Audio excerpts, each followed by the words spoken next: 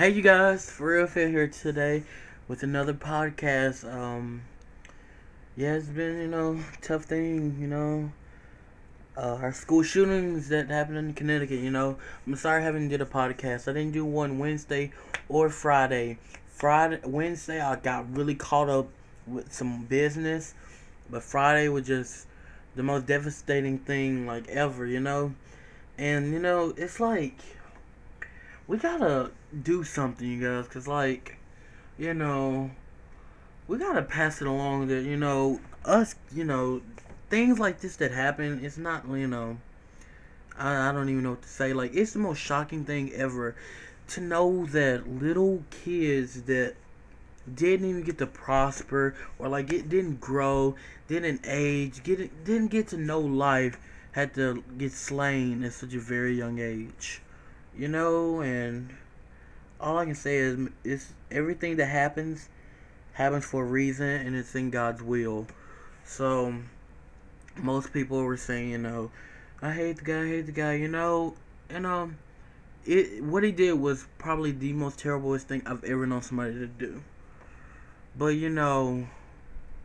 don't know what his motives were at the moment. Some say he was autistic, and all this kind of stuff, and not saying really generally nothing you can say gives you a right to take a baby's life. I mean, you think there was no child that was killed that was over 7 years old, and it breaks my heart to see, just to know that a mom and a dad has to go home and know that they can't even tuck their own child in because they're dead. It is the most devastating thing.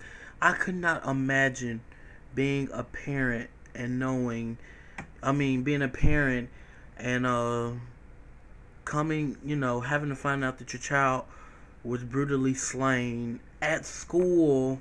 There's like been killings, malls, on the streets, but you would think that school would probably be one of the safest places your child could be other than home, but then you have to find out that it isn't. And my prayers goes out to every family that was inflicted here. I mean, I really don't know what to say. I just really want to talk about this because a lot of people, you gotta understand, um, what happened to them kids was awful, and what broke my heart even more, it seems like the kids, a couple kids, teenagers and stuff got killed in Aurora, Colorado, and then we had Columbine and Virginia Tech, and this is like the second deadliest kill besides Virginia Tech, and I just I don't understand, what would drive somebody to take a child's life, if you're upset, God forbid take your own life, but I'd rather you kill just yourself than a whole bunch of people that had, nothing to do with the reason, or your motives of doing what you had to do. Because, they had a life, and, it's really heartbreaking to know that kids had to die Friday morning. It was the weekend. Kids knows weekends. They stay up late on the weekends, hang out, watch TV, and they just can't do it, and it really breaks my heart to know that there's so many parents out there, and I don't understand. And I just want you guys, like, if you guys are watching, I don't know if adults really watch my podcast. I've been told teenagers really pay attention, but if, teenagers, pass this on to your family, friends, and stuff. We gotta appreciate things a little more. These taking things for granted, isn't going to get us nowhere. We got to, not that I'm saying they were taking their kids for granted. I'm just saying, like, we need to be more appreciative that everything we do, appreciative that we got a chance to wake up the next day and know that, we get to live another day and live life, to the fullest, and just, keep an eye on them kids. I would have never, in my 19 years of living, would have thought that I've ever embarked upon a breaking news of 20 kids getting killed. 20, none above the age of 7, killed. What reason? There aren't none.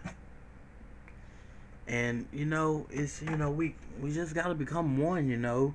We gotta love each other, because what we fail to realize is we're killing America. It's more so than just killing him. No, we're killing each other. We all live in America. We're all one in a nation. And when we hurt each other, harm each other, or do something to anybody, that doesn't do nothing but show how bad of like a joint family we are, because we all live in the same vicinity. We live in different states, different everywhere, cities and stuff. But at the end of the day, when you look at that map, every last one of us in the same area. And it just kills me to know that, some people are willing to go to the point to where they just, think that taking somebody's life is their only option, and it kills me. And I'm really sorry for all the families that endured this.